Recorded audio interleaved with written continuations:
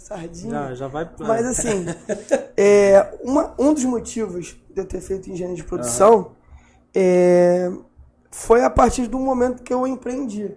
Né? Sim. Eu tive ali uma empresa com um ex-professor de colégio e ali a empresa não foi para frente. Conversei com ele e eu saí da sociedade. Porém, eu vi que aquilo é algo que eu gostava muito, de empreender, de às vezes eu deitar ali numa noite e ficar, caramba, o que eu tenho que explorar estratégias amanhã? Gerir o negócio. Gerir, exatamente. E a partir dali eu falei, é isso que eu quero pra minha vida. Quero ter algo meu, sempre tive essa vontade de ter algo meu. Mas ao mesmo tempo, poxa, qual faculdade eu posso fazer para me abrir essas portas, para eu conhecer, que eu fazia arquitetura antes. Sendo que são coisas totalmente diferentes. Você até, como arquiteto, pode abrir um escritório de arquitetura e tudo. Mas aí, até um papo que eu tive com o Vinícius, ele falou, pô, Yuri, tem engenharia de produção.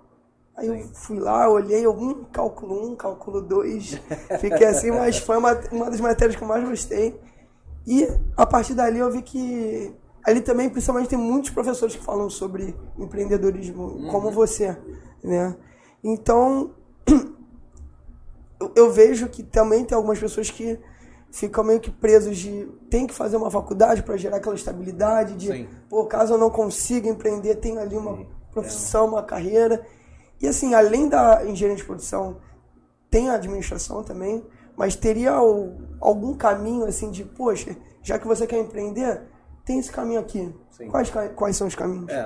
Primeiro vamos voltar lá atrás, né? Vou falar um pouquinho de mim para que a gente chegue até esse momento do que de fato tocou o meu pensamento e de mostrar isso para as pessoas.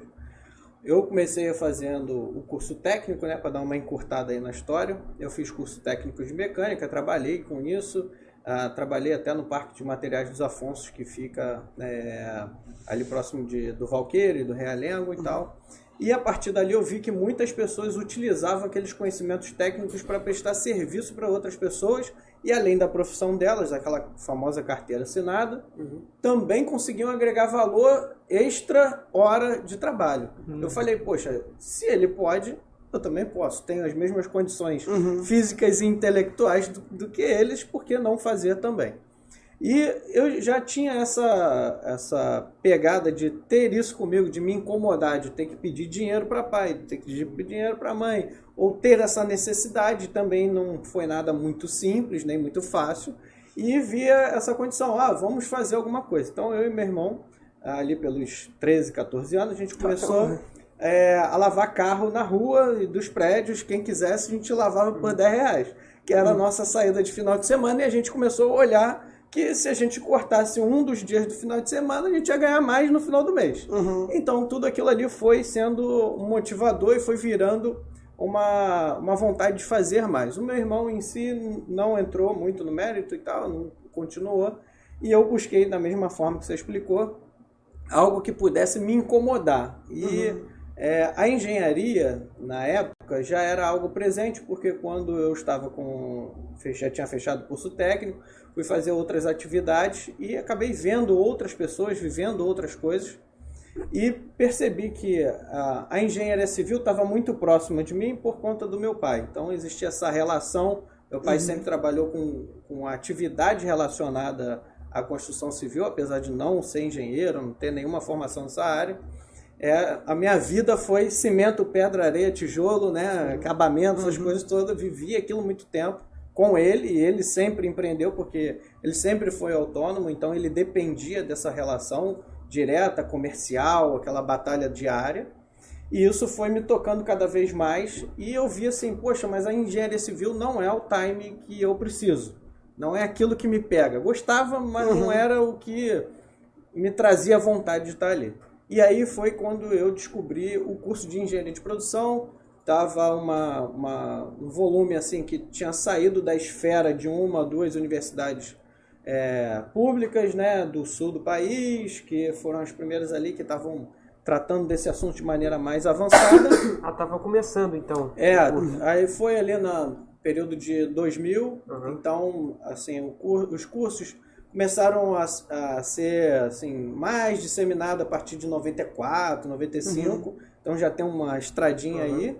E aí, a partir disso, eu comecei a ver como uma possibilidade. Muita gente falando, pesquisando e tal. Eu falei, cara, tem a disciplina tal. Eu falei, pô, tem planejamento, tem alguns cálculos aqui interessantes de contabilidade, de custo, de análise de investimento. Eu falei, pô, macroeconomia. Eu falei, opa, acho que é isso que vai me fazer um cara diferente. E não foi diferente, né? Aquela parte ardida ali, cálculo 1, 2, 3, física 1, 2, 3, né? Aquela parte que é o que faz a pessoa ganhar músculo e aí ultrapassar a barreira da dificuldade e se virar sozinho, né? Ganha mais autonomia, porque não tem ninguém para te ensinar aquilo ali. Ou tu faz, ou tu vai ficar perdido na história. E a partir dali foi o que aconteceu. Eu caminhei para o que vocês comentaram, né? Acho que antes até da gente começar aqui, que é essa história da cultura, né?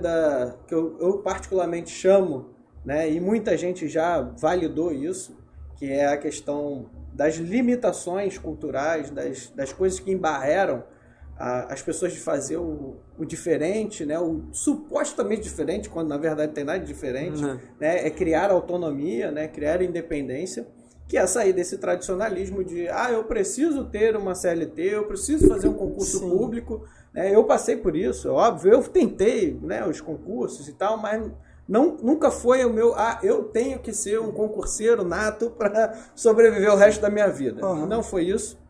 E eu até entendo isso de uma forma muito mais tranquila hoje, porque sofre pressão, né? Existe essa relação de dúvida, né? Quando você toma uma decisão isolada. E aí fui para a guerra, né? Fui para o meu emprego, fui tocar. Graças a Deus, assim, eu sempre tive a atenção, não querendo, por conta dessa relação aqui do convite, né, puxar sardinha para minha banda, mas os professores sempre marcavam, né, principalmente os que estavam ali atrelados ao mercado de trabalho, ao mercado como um todo, né, percebendo com mais experiência as atividades no geral.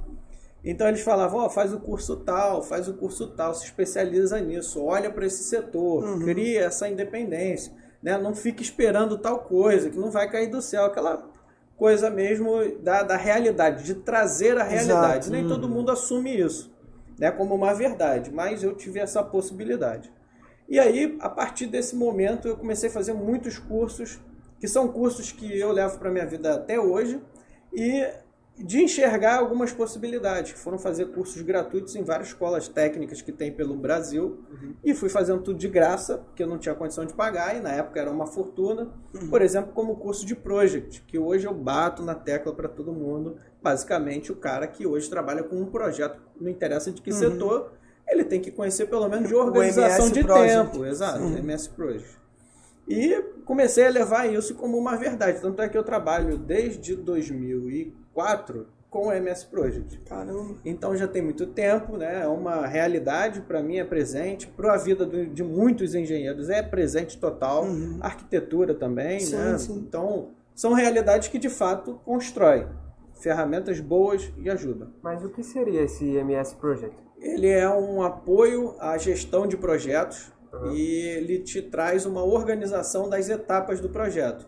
Você organiza as tarefas numa realização de tempo e de custo e de recurso. Então, ali você consegue controlar para que as coisas possam andar dentro de uma organização melhor. Um exemplo rápido e clássico, né? Eu vou construir uma casa. Como é que eu posso fazer isso sem perder tempo, né? Controlando o tempo, controlando o recurso que eu tenho para investir e o que eu vou fazer, né? Dentro da estrutura. Porque o que a gente tem hoje vou fazer uma reforma no meu banheiro. Aí o cara separa 5 mil e gasta 50 mil e a obra não termina.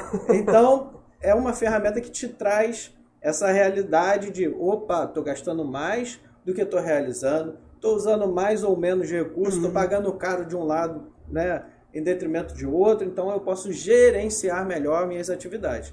Então, a partir daí, eu toquei aquilo ali como uma verdade e, a partir disso, nunca mais deixei de ter emprego, ou faltou emprego ou oportunidade, porque conheci essa ferramenta. E não só preço, né? Mas também o tempo, porque se uma etapa atrasar, vai impactar em todo o resto. É uma relação mais apurada sobre esse conteúdo, né? A relação de escopo, tempo e custo. Ou seja, o que eu quero fazer, quanto tempo vai levar e quanto eu vou gastar. E se isso tudo funcionar, vai me gerar o quanto de qualidade associada àquela atividade. Então, se eu consigo organizar isso, o mínimo vai acontecer. Então, é um fato que é relevante. Isso também cai no mérito de metodologias ágeis? Sim, a metodologia ágil veio em cima do conceito de gerenciamento de projetos.